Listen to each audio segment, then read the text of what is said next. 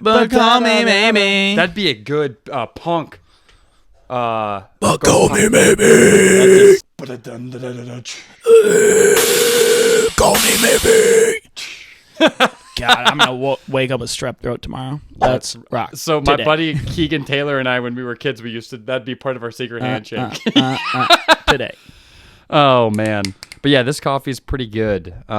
It's got me sweating profusely from my arm sockets, frequently called the armpits. Yeah, they're called pits, and don't forget it. As far as today goes, man, we are gonna do 3 things, and we're gonna do them expertly. Well, maybe not expertly, but we're going to do them enthusiastically. Just do it. The first thing that we're going to do is I'm going to do a quick dungeon crawler type plug. Yes. I don't know where it's going to go, but I just want to talk about book 6 because it was so good. I'm in book 3 right now, and I'm loving it. Okay, interesting. Well, you and I could probably go back and forth on that. And then you are going to give a plug on a book. Did you bring the book down? Yes, I did. Tainted Cup, which I'll talk about. Very highly regarded on TikTok. I picked it up. I'll talk about it in a little bit. We'll talk about it. And then the crowning jewel of today's discussion, obviously, is Royal Assassin by Robin Hobb. Crown jewel? This is well, that's the crown jewel. But yeah. So today could get a little bit contentious. We might fight. We're obviously pretty caffeinated. We might stir the cauldron. Wes has got a hot take. I've got a take that's probably not quite as hot, and we'll just see where the conversation goes. Maybe a little lukewarm. That's pretty much what we're going to talk about. It's going to get pretty spoiler heavy when we talk about Royal Assassin, but when we talk about these books, right now it's not spoiler heavy at all. So I just want to preface with that. Take her away, Ern. Take her away, Ern. Whoa! God, that's a beefy boy. Look at that thing. First and foremost, yes, this is the biggest book in the series so far. I have not started book 7. God, look how big her arms are looking. It's probably just from reading that in bed. It's from holding it in bed. Yeah, dude. That's like that's the King James Bible right there. It really is the KJV. But yeah, so this is amazing cover art. All of these books are so cool. Mm-hmm. And then the thing that I like about these books is they always have a little bit of a foreshadowing. A little Easter egg, too. So I need a baby seal. Wes, I'm not going to tell you what that actually means. No. When I finally found out what that meant, I died laughing. It was one of the first times in a book where I ever laughed the way I would in a comedy movie. Giggle like a schoolgirl? Dude, I was cracking up on a plane. I read that part and I was absolutely giggle. I can't wait to read it. It's absolutely hysterical, but yeah, so I just want to give a quick plug on the series. It has only gotten better. And Wes is reading The Anarchist Cookbook right now, which is book 3. Number 3. And that's where things really start to change with the series. Mm-hmm. And then I'm not going to give my rating of the book so far. I want to read book 7, and I'll come back and rank them from my least favorite to my most favorite. Yeah, I think we could probably do like a full series overview instead of going book by book. We can't. There's just so much. Yeah. It's so dense. And there's so much that happens. I would have had to take scrupulous notes, and to be honest, it probably would have hindered my reading experience quite a bit, because I've sort of been treating this as one-offs between our series. And it's true brain candy. Like, what are you really annotating on this? Dude, no. It becomes incredibly strategic and I can't wait for systematic the galaxy politics. So it starts in book 3 with the cookbook, and you're going to find out about what that means. And then the Gate of the Pharaoh Gods, book 4, is where everything gets flipped on its head. Nice. And you Love just that. can't even imagine. And then book 5, which is the Butcher's Masquerade, it takes it up another notch in terms of political scheming and just all these hidden layers, not only just with Carl and his past and his subconscious, but then all of these different all of these different things that are powering him. Like you'll learn about these different rings that he has, and there's a lot of baggage and things that you can't quite remember from loot boxes that he's gotten or different things that start to impact the plot in major ways. And then Denneman calls it back and you're like, boom, mind blown. Yeah, he just, I don't know, maybe a couple chapters ago got the first like enhancement so we can go through portals or like view portals or whatever. Oh, interesting. So I'm halfway through number 3. Well, you're also going to start learning more about a character called Choco. I haven't heard Choco yet. And you're going to learn a lot more about Mordecai. And so anyways, the rub of it is so wildly good. I could never have seen this coming from book 1. I'm so thrilled to have cracked this cover. Mm-hmm. And dude, it's getting huge online. So I didn't realize the following that Denneman has. It's huge now. It's all over TikTok. Did I tell you? Every comment on a book of what should I read, everyone's like DCC, DCC, DCC. And they're not wrong. No, rightfully so. I want to preface it like I came into this very somewhat critical of number the 6 concept. or the no. series. The lit RPG in general. Sure, okay. It just wasn't something that clicked in my head. Well, you've never been a gamer or anything, and yeah, exactly. So I wasn't quite sure what to expect, but he hooked me with his humor and the snarkiness and just the pure absurdity and the creativity. Sure. I can't even believe how creative it is. But anyways, what I was getting to on Reddit, dude, I don't know that if I told you this, I was, following up on that thread just to see what else, what other hidden gems could I find. Apparently, he does these, it's kind of like a, not a giveaway, but basically you can pay to get your own branded loot box. Oh, that's cool. So he does this lottery. That's the word I'm looking for. Some sort of like a lottery system. And you pay to get access effectively to either, I can't remember if it was vote on the fan mail, like the fan sponsored stuff. Sure. Oh, that's cool. You get to play a part in the book. Oh, that's cool. Which is actually brilliant. And dude, some of these spots were like $1,500 a pop. That's pretty cool. And in 1 hour, Smart hour, guy. Dude, he raised like $500,000. That's pretty sweet. So that just goes to show how big this is getting. And I think it was somebody in our comments on TikTok. We're on TikTok now, BTW. We just post the shorts, the clips. But it's fun to engage with people on TikTok. Well, we're reaching a different audience, and an audience that has been more engaging with different types of books. Our YouTube stuff on Sanderson does very well, whereas some of our other content hasn't. Like Robin Hobb did not do well on YouTube, but did very well on. Interesting. So anyways, I don't want to go too in depth. The point of this is to talk Royal Assassin, but I'm just so thrilled with this. Yeah. Well, and I'm glad to hear that because I know you continued on because I read number 2 and I'm like, oh man, number 2 is constantly rated as like everyone's least favorite because it's just so like unrelated to the rest of the story.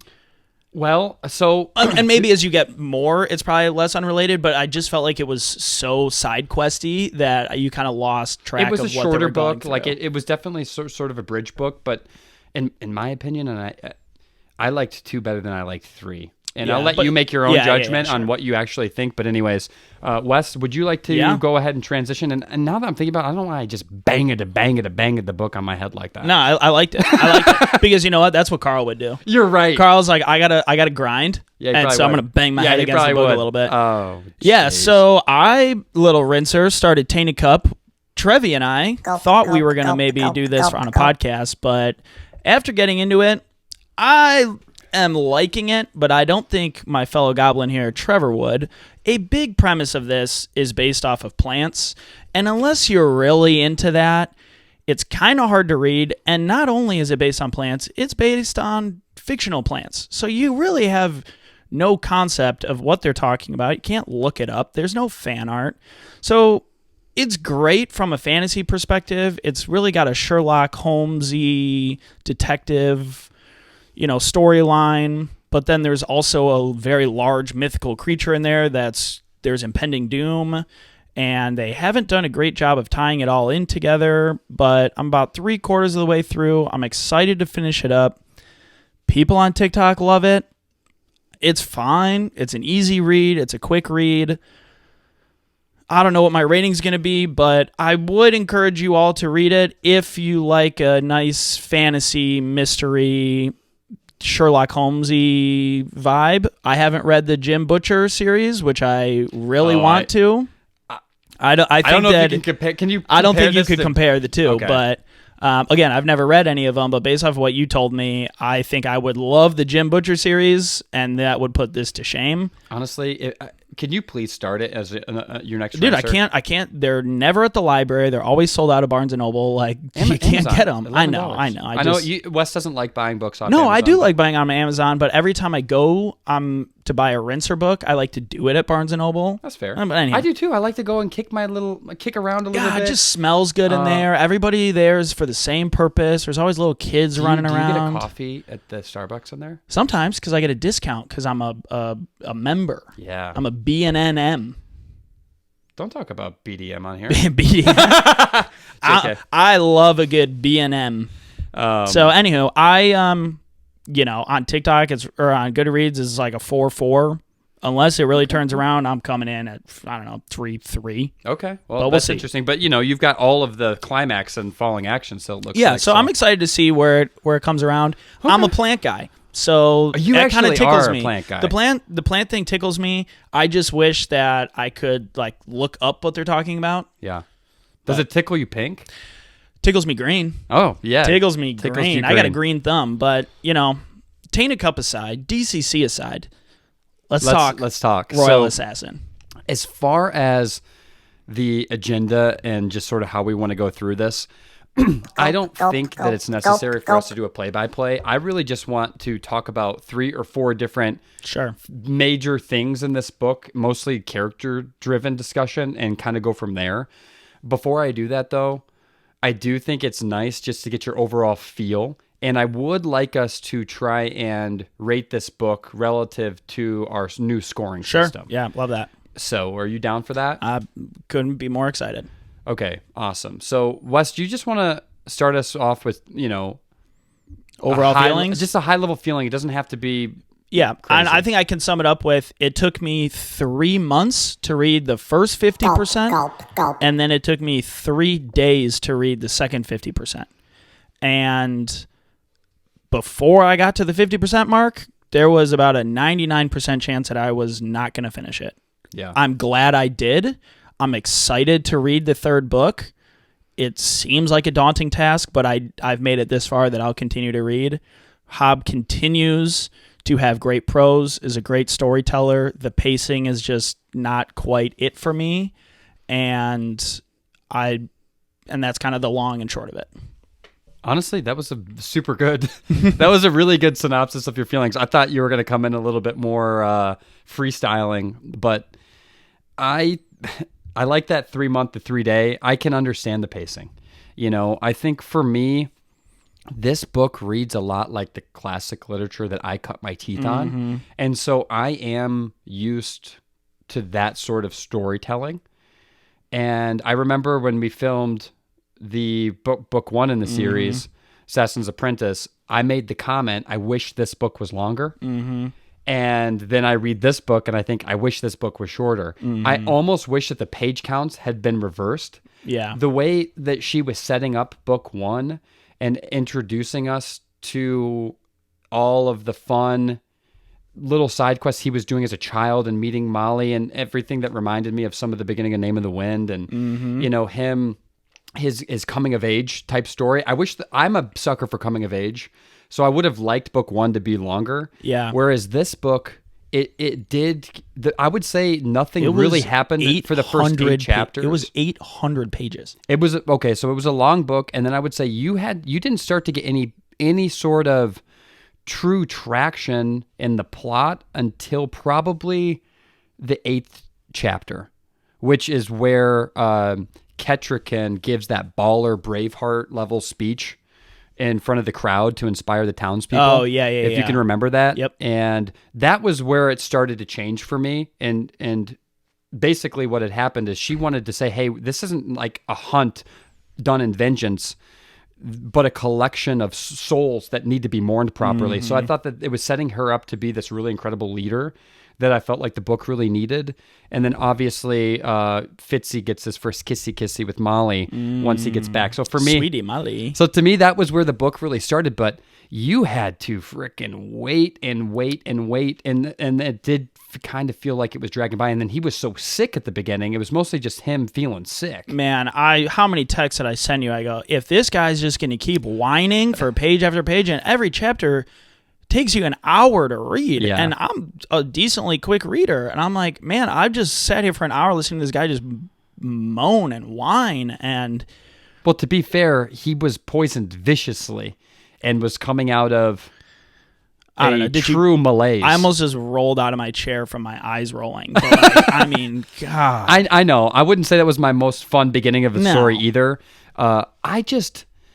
I like her writing style so much that I think I've told you multiple times. I could have 2 chapters dedicated to him just flipping a pancake. I know you feel that way. It's just, or just walking around the keep, just sort of, maybe he gets a nighttime visit from Jade. Maybe he doesn't. Mm-hmm. Maybe he goes into Molly's room and romps around for a little bit. Maybe he doesn't. So what I would argue with that is that I don't disagree with you, but when I get 8 chapters in a row of it, it's too much.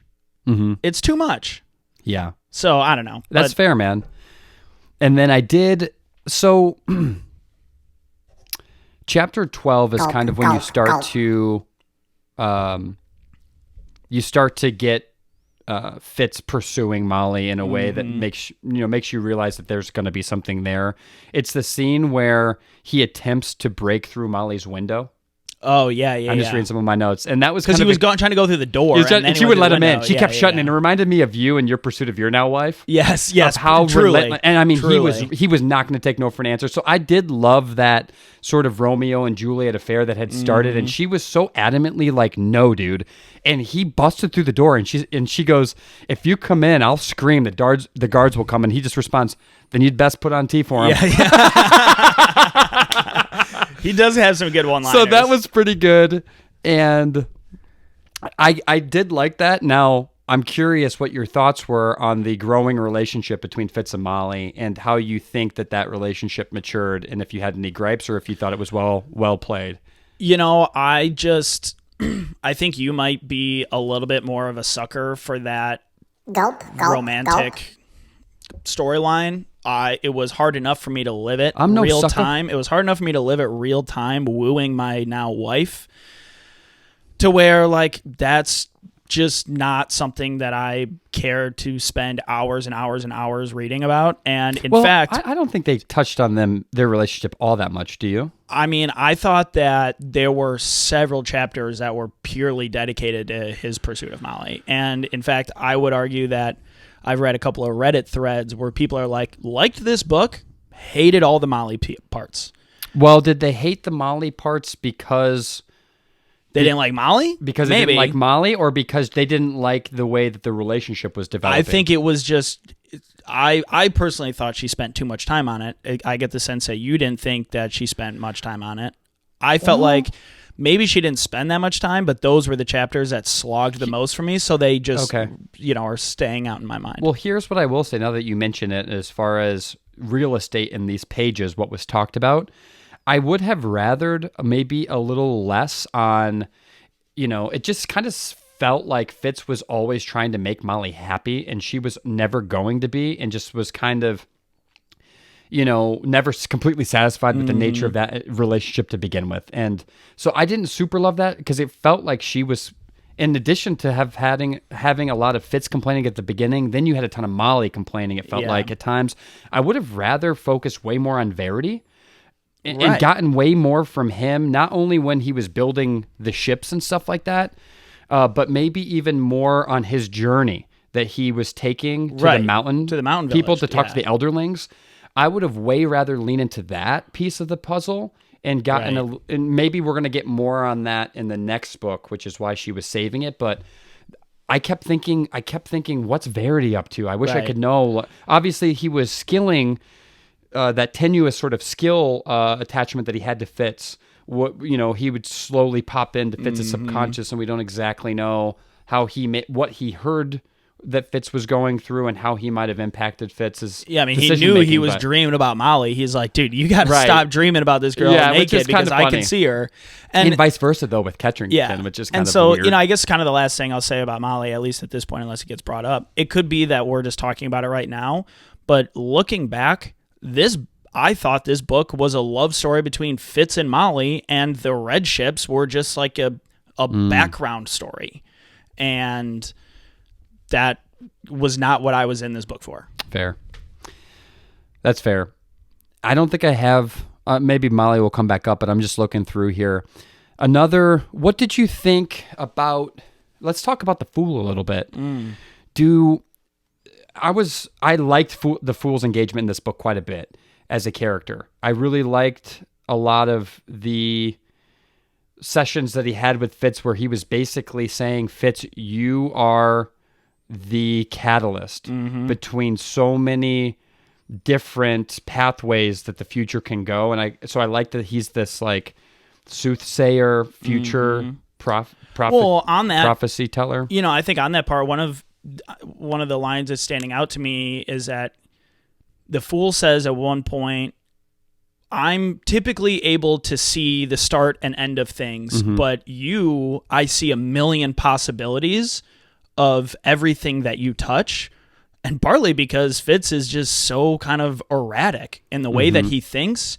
I feel like he's constantly, you'll read 2 chapters about him downtrodden and down on himself, and then you get to the climax of a chapter, and 1 sentence later, he's completely flipped his script, which is fine. You got to do that in a book, but to the Fool's point, like, you're unpredictable, and so anything that you touch could go a million ways. Well, that's what makes this book kind of exciting, is you don't know, you as a device, as a literary device, you don't know how Hobbs is going to use that to impact the plot, and so it's so much. I would argue that she does a good job with that. I sometimes I feel like it's more of a sudden twist. Whereas, but if I'm thinking about it right now, she does a good job of making it unpredictable of what could happen. The other thing that the Fool has to be sensitive of is telling too much and steering the future. So he does play God a little bit, where it's almost like he knows the future, but he has to be sensitive to the fact that he well, I guess it's not him playing God. It's more just him having a rough outline like of what prophet. Things could be, and knowing that he doesn't know what the best direction is, so he can't impact it too much. One of the things that he does impact quite a bit, though, is Kettricken was talking with the Fool, and then he implanted the idea about the Elderlings and how they had helped King Wisdom back in the day steel themselves against the Outlanders. And so that Elderlings piece is really important, and that came from the Fool. That wasn't something we got a ton of time on, but obviously it doesn't seem that Regal cares too much about the Elderlings, because he was so happy to get Verity out of there. And in the short term, that did seem like a huge win for him.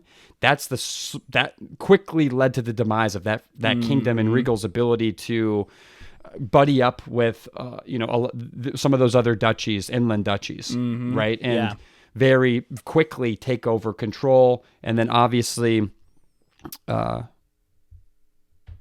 what's the name of the King Shrewd? Shrewd's health is deteriorating in a major way, and so it's like, why did you leave, Verity?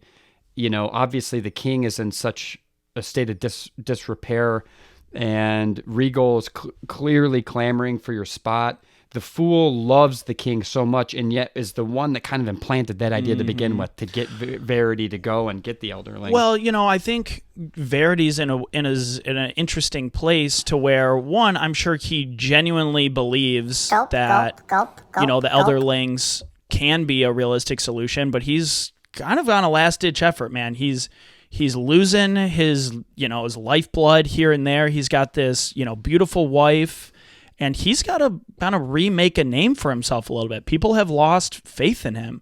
Fitz talks about frequently when he's in the mess hall, and people are just kind of just talking shit about Verity. And so Verity kind of has to do this, both because I think he genuinely thinks it can solve the problem, but also if he just keeps sitting up in his ivory tower, it doesn't matter how much good he does. Regal's going to take over, and Verity's going to watch it happen right in front of it. And it's all about optics too. And Regal understands that politicking, and that's something that Verity is not good at. Something that his older brother was chivalry. And so Verity is taking a very logical, practical approach to trying to solve this problem through skill. The problem is there aren't very many skillers, and the people don't understand what Verity's actually doing. And so Regal, even though he's doing nothing, he's able to steer the narrative because he is, he's doing actionable things that the people can recognize. Like, they don't know what Verity's doing. Well, he's not. Well, they don't know, and then obviously Regal then takes advantage of that, saying, "Well, he's doing nothing. He's just, he's just up in his tower. He's paying no attention to Kettricken. He's doing nothing. They haven't had a kid yet. There's a lot. Right. Nothing has gotten any better. Yeah. And so Regal does a great job of that, of being kind of like the Robin Hood a little bit, at least from the public's eyes. Yeah. We know that he's anti-Robin Hood, but he's doing a good job of that. Yeah, definitely. Here's where the book really started to get interesting in my mind, was around chapter 20, 21. Do we know how many chapters there were? Like 30. Okay. So, yeah, towards the middle half of the book. Sure. Chapter 21, I'll just kind of read. These are just, every time I finish a chapter, I just put my thoughts in there. This was a quote. It said, "The man who must brag for himself knows that no one else will." I thought that was a really good quote. 100%. And then it says, Kettricken gives Duke Brawndy gold jewelry to offset Shrewd's denial for the funds and support. That was a big thing. Obviously, Regal was sort of taking advantage of Shrewd in a time where he was unable to communicate or really reason because he's in so much pain, and we find out why at the end. But Brawndy did like Fitz's letter, but it kind of backfired on him big time. Celerity is kind of likes him more now. Yeah, it likes him more now. So you had that whole thing happening. And then Fitz, though, was able to complete a skill circuit between Shrewd and Verity. And that was a very interesting scene where it's the three of them, and it's sort of the shared quantum experience. And they see a young, vivacious Shrewd in the corner of his subconscious, Fitz does.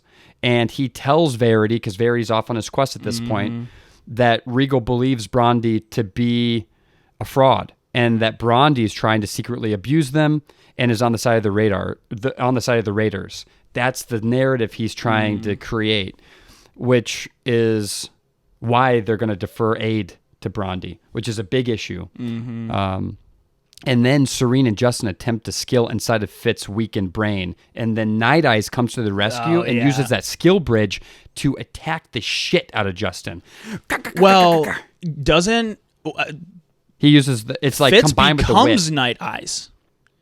Fitz, well, yeah. In that moment, because they say that he turns into a wolf and attacks him and comes back. The combination of the wit and the skill seems to allow for some sort of transfiguration. Transfiguration is the word that I'm thinking of. To maybe it is pure wolf, maybe it is pure Night Eyes, or if it's some sort of perfect combination. But he does. Actually, no. The more that I'm thinking about it, I think in this situation, he was attacking Justin's. Because he. But there was no physical though. Remember? But in the moment, he was bleeding, and then after the fact, I think it's all internal though. Could be. That's how I kind of. It's hard to picture, isn't it? It's hard to visualize. Because the other thing is that they talk about when Kettricken goes on that raid, and the raiders attack them, and they're like, dude, there are footprints all over here. So I get the sense that he's able to actually turn into a wolf. Yeah. And because even at the end, there is a little bit of that. And at the very end, he's an actual wolf. Yes, an actual wolf. But also there's a scene, and this is kind of I don't want to jump too far, but there's the point at the end where, Regal has Fitz basically getting tortured in a torture chamber, and Justin's trying to skill against him, and they're trying to basically turn Brawndy and some of the other nobles against Yeah, some of to the kind of duchies prove that against Fitz has the to prove he the has wit. the wit.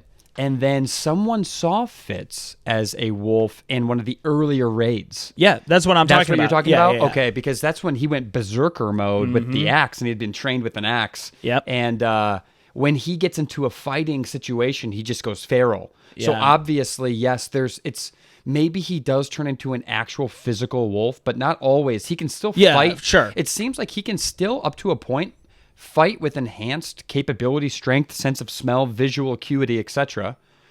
Right? With Night Eyes in the background. Not as a wolf. Right. I think it's more But at when some he's point, truly morphs. like back against the wall, Goes full like Transformer. he's gonna die. He can become a wolf. Oh, I see what you're saying. see what I'm saying? So Like- Night Eyes comes in and saves him, basically. Like, Right. that would have been game over for him. Right, correct. Maybe you're right. And then immediately following that is when he wakes up in Molly's bed, naked. Oh, and dirty little Night Eyes. Yeah. Oh, that was weird, man. Well, we haven't talked enough about Night There's Eyes. a little bit of bestiality happening in this book, and I'm kind of a big fan. It is a weird little. It is a little bit odd, isn't it? But because they talk about it where after he wakes up naked in her bed, that like he's like, Night Eyes, don't Night Eyes, plow my leg. Night Eyes was the one that did the nasty with Molly. I know. Well, not as a But- dog, but as Fitz. So that's what's hard to know. It's like, when are you doing stuff as a dog? And also, can Night Eyes turn into Fitz? Right. It seems like if there's ever the transmutation, is it transmutation? the right word? Transfiguration. Transfiguration. This is a fictional term, by the way, so- I know it's not, right? Well, I mean, what can actually transfigure? Nothing. Well, But werewolves. I only know of transfiguration from Harry Potter And werewolf. and werewolves. Like Yes, Viga. of course. Yes, Viga. But it seems like he only transfigures into the wolf and not Night Eyes into Correct. Fitz. Yeah, So correct. that's a little bit interesting. It's like a one-way bridge. But I thought the skill bridge concept was super, super, super cool. But, you know, and to be fair, it could be that he is just, you know, we're talking about magic here, that he is just able to fight like a wolf so intensely that maybe they just perceive him as a wolf and they just like see that, you know what I mean? So maybe he doesn't actually turn into a wolf. Here's but another possibility. Maybe there hasn't been a need yet for Night Eyes to get saved. Could be. By Fitz and Fitz, you know what I mean? So Yeah. it's like a lot of what's happened so far are situations where Fitz is in dire straits and needs that bridge, that skill bridge for Night Eyes to come in and guard him, save him, transfigure him in moments of great peril. However, Nightblood himself has not been in that. Night Eyes himself has not been in that situation Different to book. need to be saved. Nightblood. That's a different one. Same concept, different book. Yeah, funny enough, it is the same concept, isn't it? Warbreaker. Yeah. But and you know, can you even think of a world or a scenario where sure, I could. Where Night Eyes is in trouble, where a human form is going to be more impactful? Well, no, maybe not more impactful, but he needs additional life support. I think a part of it is lending strength, lending ability, like when you have none. I understand. I do think that Night Eyes has a lot more strength and viciousness. How big do you think this thing is? Like a dire wolf? No, I think he's More like a German Shepherd, or I think like he's a the Game of size Thrones a dire normal wolf? Normal wolf is how I took it, but very vicious, very strong, very potent. Oh, yeah. He's got the canines. I will say this though about Night Eyes in general. I loved the scenes where Fitz would basically turn his human brain off and become one with Night Eyes and roam the woods and hunt. And at one point, he's just like, why do I even do this? Like, why should I go back to the politics? Like, who even is Molly? Like, why do I need to deal with her betrayal? I just want to eat, sleep, and live in the moment. And I think there's no calendar. Yeah, I think you get that towards the very end. Well, you get it a little bit towards the middle, though, where he's out running because he allowed. At one point, it was kind of sad. Do you remember where he cut off the connection with Night Eyes? Pushed him. He pushed him so hard the way that Burrich had taught him to sever the connection, and that was so sad. And then Night Eyes, even though he had cut the cord, so to speak, saved him from some of the Forged who were attacking Fitz and would have killed him. Yeah, like shortly after he pushed him. Very shortly, like within the same day. Yeah. Came back, and then Fitz just sort of relented and said, you know what? Let's go ahead and make this a marriage. Well, it's a weird union, isn't it? It's a very intimate. Well, and I think we talked about this in the first book, where I know so many people love this relationship, and I'm allergic to cats. What relationship? Fitz and Night Eyes. Oh, yeah. I'm allergic to cats and dogs. I can't have a companion animal. And so, I know a lot of people that are just obviously obsessed with their pets. I think that they really lean into this story because that allows them to read about a common bond that they probably feel in real life. I don't have that.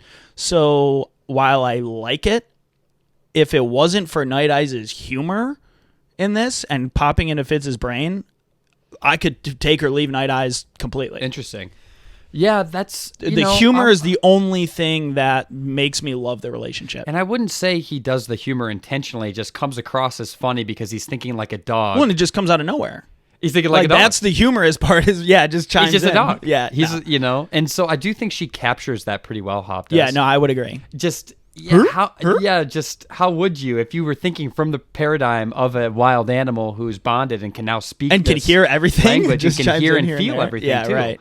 And also just doesn't understand. He thinks of everything in terms of pack. Mm-hmm. So it's only pack. Well, speaking of pack, I don't want to jump, baby, over. Jump. Michael Jordan. We talked about Burrich. We find out that Burrich is 100% has the wit and was head of pack. Heart of pack. Heart of pack. Heart of the pack. And so, I think we probably could have all, if we didn't know this, we probably talked about it briefly. In the beginning of the book, you're like, okay, this guy knows the wit so well. Mm-hmm. He's encouraging Fitz not to use it. He's got to have it or have experience with it or whatever. Mm-hmm. So I think it was great to know that he has it and uses it in the past. Well, he not only did he use it, but I actually have the quote here. This is chapter 25. This is Night Eyes speaking and referring to Burrich. And to set the stage, this is when Chade comes in and abruptly wakes up Fitz. Fitz was in a drunken stupor, and he receives alarming news that Neat Bay is under siege by the raiders. All of Neat Bay is. And then Fitz has to convince Shrewd of that, despite Regal's vehement disapproval and basically yelling that no, that's not happening. Don't assemble your people, but Shrewd does it for him. They build that army, and then on the way over, Night Eyes is in the distance, and Fitz at that point is truly bonded, right? He's 100% bonded, so he is kind of even subconsciously probably witting with him, and Burrich knows that, and then Night Eyes says, quote, "Come, Heart of the Pack, speak to me. Will we not hunt well together? Heart of the Pack? I wondered. He knows it is pack. Here, the game is here." Sorry. That's all right. He says, let me try this one more time. Heart of the Pack, I wonder. He knows it is his name. It is what they called him. All those dogs that worshipped him when they all gave tongue in the chase. It was what they taunted one another with. Heart of the Pack, here, the game is here, and I have found you, for you. So they all yelped and tried to be the first to yelp it to him. But now they are all gone, talking far away. They did not like to leave him. They knew he heard, even if he would not reply. Have you never heard them? I suppose I tried to. A waste. Why choose to be deaf or mute? He's talking to Burrich. That's kind of interesting. So there were dogs that worshipped him. So at one point, he had done quite a bit of bonding. Yeah. Yeah, I mean, you have to imagine. So he's the stable hand. He's obviously close to these animals. Well, but then it does continue to raise the question why he's so opposed to this. Obviously, it's a superpower. It's and actually, well, maybe because the Fool mentions it as much. In one of the Fool's prophecies, it basically does say that the wit is key to this. Yeah, you have to use. You have to use both together. You have to use both. That's where the secret lies. So it almost seems like some the sort secret of lies with Charlotte. I don't know the reference. National Treasure. It's is that very impactful scene? Oh, but yes, I agree with you there. So it almost seems like propaganda why you would try to pull those apart. Like something is not that Burrich is purposefully, trying to prevent Fitz from doing something that could save the world or save. Well, I'm sorry to cut you off. No, that's all I gotta say. I'm obviously sure we'll learn more about this, but you do learn more about Burrich and how he's kind of come to be where he was in love with Verity's wife, or Chivalry's wife. Lady Wisdom or whatever. Yeah. What was her name? What's her name? Patience. Patience. Where they were like an item. And then they find out Starcrest lovers. Yeah, that you find out that, Patience goes with Verity. And I have to imagine that obviously... What's the quote? You can't... only one saddle for a horse or something like that. Do you remember that quote? No, it was a pretty good quote, actually. But yeah, so you find out, and I'm sure that in his trauma that I'm sure Hobb's going to talk about, because she loves trauma dumping on her readers, that maybe he leaned into the wit after their split, and maybe he got excommunicated or whatever. Obviously, people think that the wit is just the nastiest bit of magic there is out there. I'm sure that we'll maybe learn more about Burrich, probably leaning into the wit too much, and it bit him in the tush. See, I just disagree. It just seems like, well, and then also this is written from the perspective of the future. So in some of the epigraphs, in fact, at the very beginning, you find out that Fitz is hypothesizing that there's nothing wrong with the wit. Remember, at the very beginning, he's like, right. So that was all a fugazi. Gobbledygook. So that's interesting. And then I did find it was the fool's song. So the fool was singing, and he said, "If you use your wits to win, you'll save the duchies for your kin." Oh, so obviously that's really important, and I'm just not sure how that interplay is going to save things. But then obviously I do think Burrich is going to combine. So what if you were able to do some situation where you have Burrich? Like, what if the wit could be a conduit between Burrich and Fitz, the same way that Fitz is able to skill with Verity, and then have this sort of true pack, where it's Burrich and maybe other people that join in this huge wit coalition. Yeah, that'd be interesting. Well, I mean, and then maybe Burrich could skill bridge over to Fitz and stuff like that. Yeah, well, I mean, to be fair, at the end of this book, the wit keeps him in the game. That was a good scene, wasn't it? He keeps him in the game. I mean, so... Well, he was dead. Fitz was... That's what I'm saying. He uses the wit, becomes a wolf. He transitions his entire spirit and body to... Not his body, but his essence, his human essence. His soul, essentially. His soul, yes, over to Night Eyes. And so, then comes back to his body, which is kind of gross. From the fool's perspective, maybe it's not... Like, being a wolf is going to be the sole solution, but it's keeping Fitz in the game, and Fitz is obviously going to reign supreme in this, I would have to imagine. But we don't know, because it ends in pretty dire straits. But leading towards the end, because we're already, we're getting to the climax right now, naturally. What they talk about, so Regal starts to spread false news of Verity's death. That's another ploy to get very, close to King Shrewd. He throws that big party and had all the inland dukes and all the highborns join to celebrate that fight in Neat Bay. So then he finds a way to take advantage of that narrative too and make it seem like it was all his idea. And he makes at this point too. I just want to mark this. The fool thinks Fitz will kill 2 kings. He makes that comment. So I don't know what that means yet. Well, Fitz will kill 2 kings. He obviously thought he was going to kill Shrewd, and by essence, he almost does. did. Yeah, well, pretty much does. To everybody else who's looking in on this situation, he does. Yeah. Now, what obviously the fool doesn't know, and probably anybody could never know, Justin and Serene were leeching off of Shrewd. Yeah. So that young, vivacious Shrewd was no longer was a withered. Sickened. Between the smoke and them leeching off of him, of course the guy was going to wither up like old. Well, like an so old they prune. were taking his power. They were scaling up on him to the point that that's what had killed him. Yeah, and obviously that was being pushed by Regal. Right.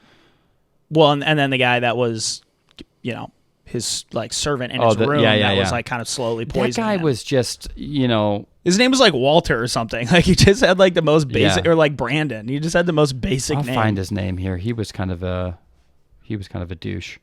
But I did really like that scene though, because when Fitz realizes that happens, you remember he slits Serene's throat. Yeah. And then I think it was Serene, and then runs Justin down in the middle of the banquet and stabs him. Yeah, that's sick. That is a good scene. That's nuts, dude. And then that's why Fitz gets taken under siege. Yeah, well, because he committed murder. Whether or not people get it, Well, that's a capital felt offense. yes, that was, and it was he needed to go to trial effectively, but that really didn't happen. There was sort of there was this behind the scenes handshake because at one point, I think it was Duke Brawndy had come to him saying, "Look, we don't buy what Regal's selling, and with Verity gone, we need to know that Buckkeep is going to be continue to be central to our stronghold, and we want you to take over because at that point too, remember Regal was shipping everything to inland. Yeah, right. All their possessions. Oh, that was a terrible time. That's where his mom was from, and he's from. Mommy was over there, and then remember they're selling all the livestock and everything. It was a sad couple of chapters. I'm like, oh, this is terrible because Burrich at the time was not there. He was assisting actually Verity for a while until they got. And then he came back. He came back because half the people died out there. They had gotten attacked. Yeah. Burrich came back. His entire life's work is gone. And then he just commits to the bottle at that point, gets, because he has nothing. But that was kind of sad. So you have Regal just pillaging this place and nobody notices. It's like, isn't that crazy how that could happen? Like he somehow found a way to brainwash and pacify everyone to the point of with extreme entertainment and everything else, which is precedent. True manipulation, true vindictiveness and manipulation, and is able to, which is a genuine strength of his, to pull the wool over everyone's eyes and not only make them content with what's happening, but make them happy about it. Yeah, but like it. Yeah, right. It's pretty crazy. It's like I'm anybody from the outside sees this. It's like, this person's robbing you blind. Right. He's robbing you blind. And also says, we don't have any money. And then he's doing these huge, extravagant parties and wining and dining in the inland duchies. But, if you're the public and you're seeing this, you're like, this guy's building good relationships with the inland duchies. He's going out and, actually fighting and doing stuff. Like, it's not surprising that they back this guy because that's all that they can see. Whereas Verity is just, doing what he does. So, he really does make them like him, and a true villain. Yeah, true villain. And so I do think that she's done a good job setting up the antagonist and the protagonist. That is a very well written villain. Regal is. I'd like a little bit more perspective from him in the future. It took you 1,300 pages, but that's what makes it good. Yeah, that's how you get a good villain and stuff like that. I'll say the more that I talk about this with you, the more that I like it, the book in retrospect. Yeah. Because once you piece it all together, you can feel how good of a story this really was. The last thing I wanted to bring up, which I think is going to be important for the next book, is do you remember the white ship? Oh, yeah. The one that, talk to me about your notes. So there's this white ship that only Fitz could see. And it was during a particular raid. And I don't remember if I have this note perfectly fleshed out or not in here, but there was a particular raid where the white ship had come up and the whole crew had almost been under a siren spell almost. Like they, with fear, and were debilitated to the point where they couldn't row anymore and things like that. And then Fitz saw, in this apparition almost, and who knows how he's seeing this, in the fog, a person. And then Fitz pushes him and the guy falls off the boat, I think. And then everybody on the ship, Rurisk, I think the ship was called Rurisk, is snapped out of it. Yeah. And they're able to act again. Do you remember that? I do remember that. And I also remember, I don't know if it's in your notes, but they talk about that white ship. A lot. Not necessarily from what Fitz seeing. They talk about the story behind it. They know, they know what that white ship is, and the Out Islanders are fully aware. There is an accursed ship where the souls of drowned sailors unworthy of the sea would work forever for a merciless master. That was one note that I took. That was in. I can't remember if that was in an epigraph, but it was chapter 16. I think that was just somewhere. Yeah. And then I have here. He heard rumors of a white ship, quote, that comes to separate souls, not to take them or destroy them, to separate them. Yeah. Kind of like a Tress. A little bit like a Tress situation. Tress of the MLC, where I'm thinking of the Devils, where she splits the souls and creates all of those monsters. Yeah, exactly. Yeah, so it's another soul-based. But in this I also have Fitz sees a white ship that no one else sees during a peculiar battle. Quote, later, I found mention of the white ship in a scroll of old legend. There was an accursed ship where the souls of drowned sailors unworthy of the sea would work forever for a merciless master. Fitz used the wit to repel the captain of that ship, which was striking debilitating fear into all the crew and himself. The wit caused the man to stumble overboard, releasing the crew of their fear-driven paralysis and allowing them to both defend themselves and attack. So, the reason I bring all this up, that seems to be the source, or maybe this could be the source of some of the forging. I'm just trying to wonder, like, there is something to do with the white ship and the souls that have been collected. And I wonder, are those souls the people who have been forged?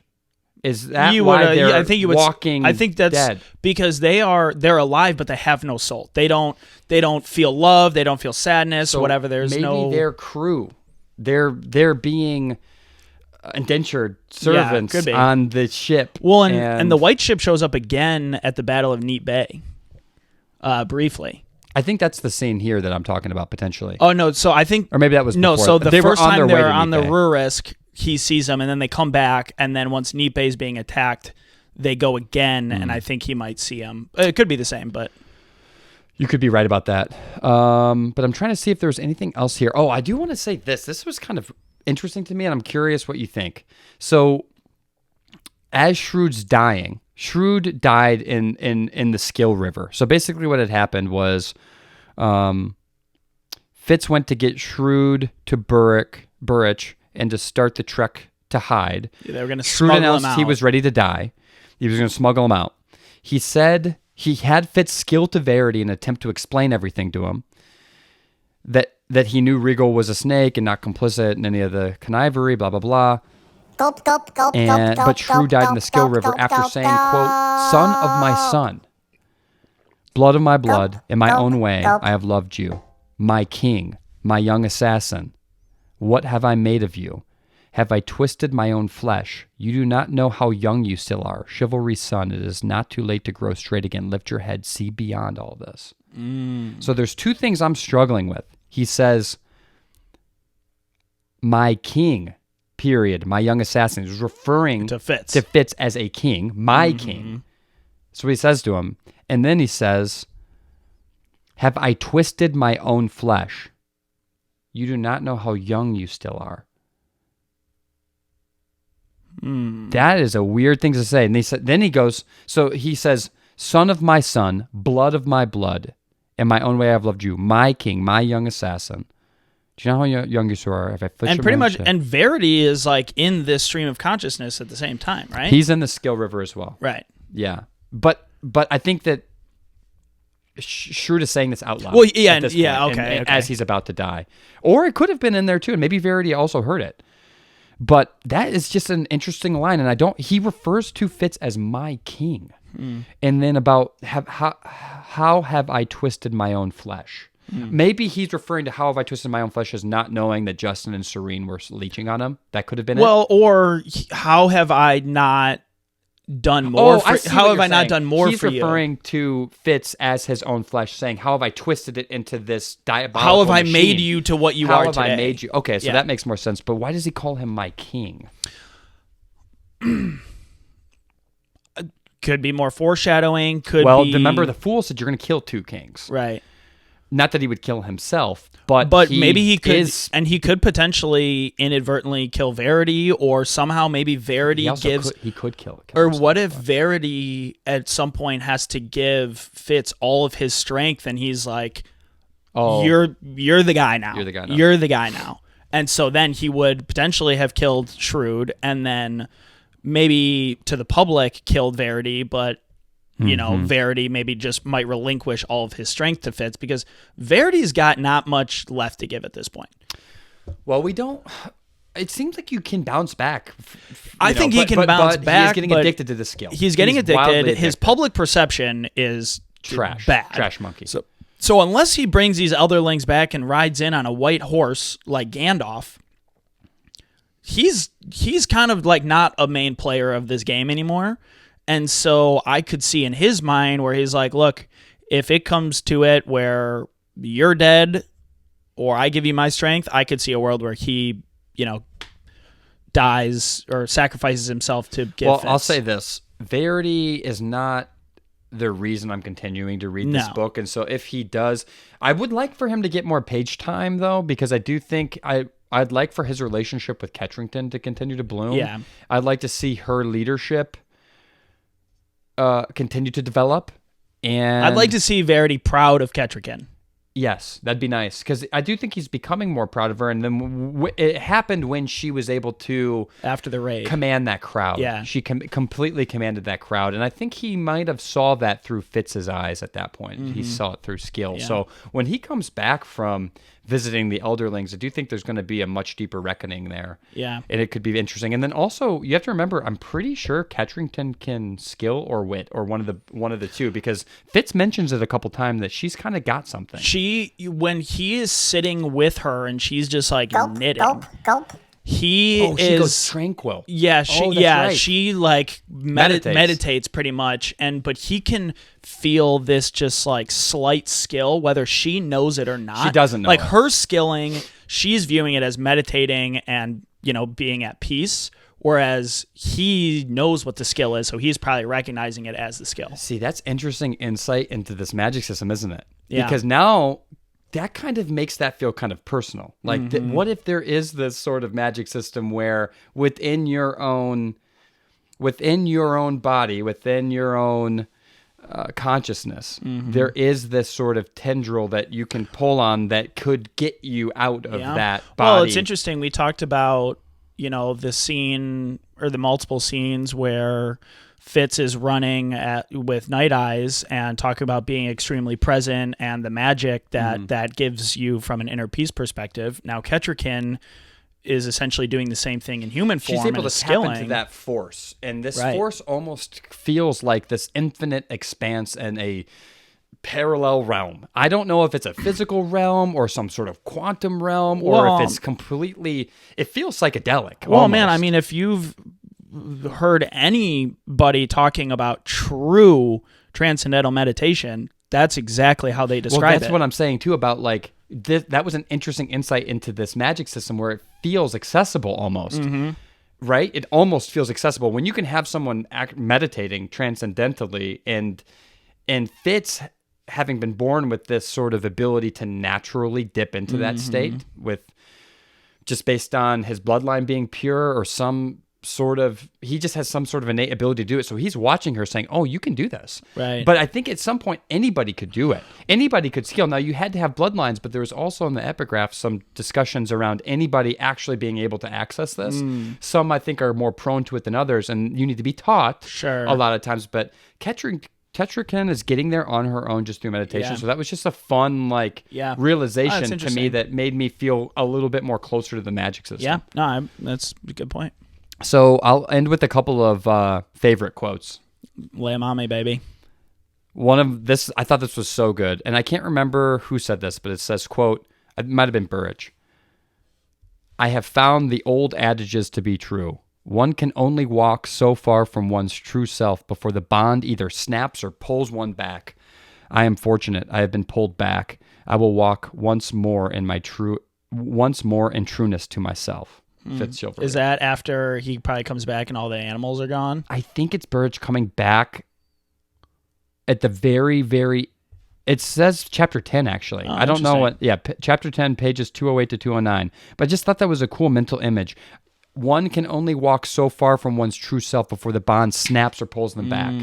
Yeah. I think that happens in your life sometimes where you don't realize how far you got from your true self until you snap back jarringly. Right. Or it could be someone telling you, a parent, a close friend, or you just realize or a reaction that you've made that you're like, wow, I've gone so far from my values and my true beliefs. It could be something that you did or didn't do that makes you realize it, and then you snap back, right back. And it's like a scary, sobering moment. Yeah. So I really like that. You could imagine that it could be years of making decisions till you come back. Right. What if something set you down a path as a child, you never recovered from it, and then at some point as an old person you do, and you realize you wasted your whole life living in someone else's body. Yeah.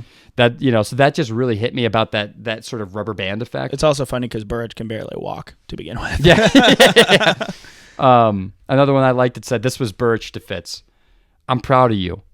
It's not the kind of work a man does that says he can be proud or not. It's how he does it. Be proud of yourself. I love that. That was amazing. I love that. And then I think that was the last one. I mentioned this one earlier, but it said the man who must brag for himself knows that no one else will. So I liked those handful. But all right, man. So maybe we don't have time to do our full breakdown rating.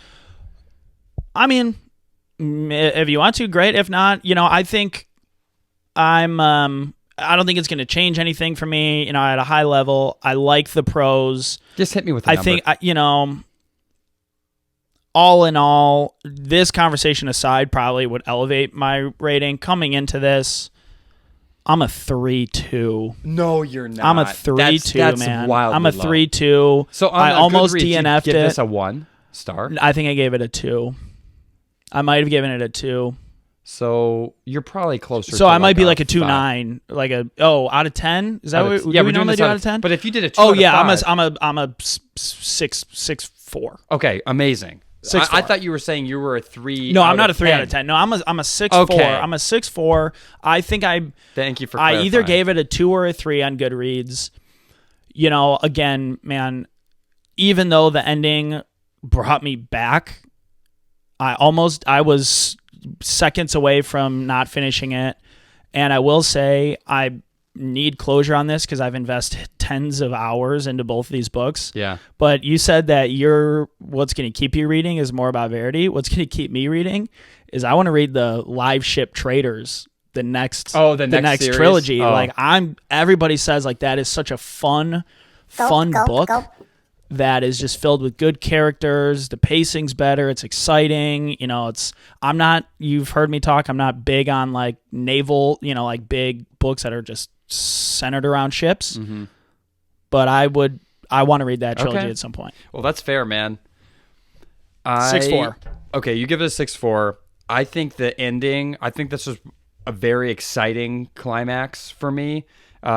She had me on the edge of my seat. I love her writing style. Where Fitz was being beaten to a bloody pulp with the guards boxing him in for every angle. I could see it. I could feel it. Mm-hmm. And, him just getting berated mercilessly and getting spit in his face and stuff like that. Like, that's that sort of, like, griminess, too, being mixed with the love story. And you really can't feel it. I could feel so much of this book. And because I can feel this book, I am going, even though the first, like you said, I think you nailed it when you said the first 300 feels like 3 months, the last three, then the last bit of the book feels like 3 days. I'm going to give it a 7.5. Okay. So Fair. It doesn't quite make it to an 8 for me, but it's pretty close. Had she helped with the pacing a little bit up front, that would have been nice. And the only other thing I want to say about that, we can close the book on this. We are going to read Assassin's Quest. However, before we read Assassin's Quest, Wes wanted a little bit of break, and frankly, I think I could use one too. Please. And so we are going to get into, drumroll, Mistborn Era 2. Era 2, baby. Wax and Wane, and we're going to kick it off with book 1, The Alloy of Law. Yes. I'm very excited. I read the prologue last night, and it's freaking awesome. I'm excited. I'm excited. I need a Sanderlanche in my life, and honestly, a little bit more of a dumbed down reading level after Robin Hobb. Yeah, just something that's just a little bit easier. Book, man. It makes you. It's a book you actually have to read. You cannot phone it in. No, you got to read it. You got to read every page, and that's what's so challenging is that. Not that we don't read every page, but it just. But it is still, man, it's like you have to read it. And it's slow. I'm like, man, yeah. I need a little bit more. She definitely wrote it for my. It meshes my sort of reading appetite pretty well. Mm-hmm. But I completely can understand how someone would be bored to death by this. I am very excited to read the third book. I know it's going to be a slog. At least I've made it through 2 books, and I know what to expect. And there's no way that she can't give me like some good closure here. So I'm going that gives me a lot of hope on the other books. I have no idea what the back of the book says. Like, I don't know the summary or anything. I brought it with me to DC and I almost started. I'm glad I didn't. Yeah, because it's a big boy. It's so big, dude. It's like, I think it's 800 pages. Yeah, it's daunting. So the Alloy of Law is 300 pages cover to cover. God, I love that. It'll be such a speed read. I know. Evan, my cousin, read all 4 in that series in like a week and a half. Wow. There's one of them that's a bit chunkier, but it just reads. It reads so fast. Yeah. It's unbelievable. Alyssa has 200 pages left of Hero of Ages. Hero of Ages, yeah. And I was like, the last 100 pages, plan on don't do anything for 30 minutes after you read it. Yeah. You're going to have to don't catch read your it breath. at night. Yeah, don't read it at night.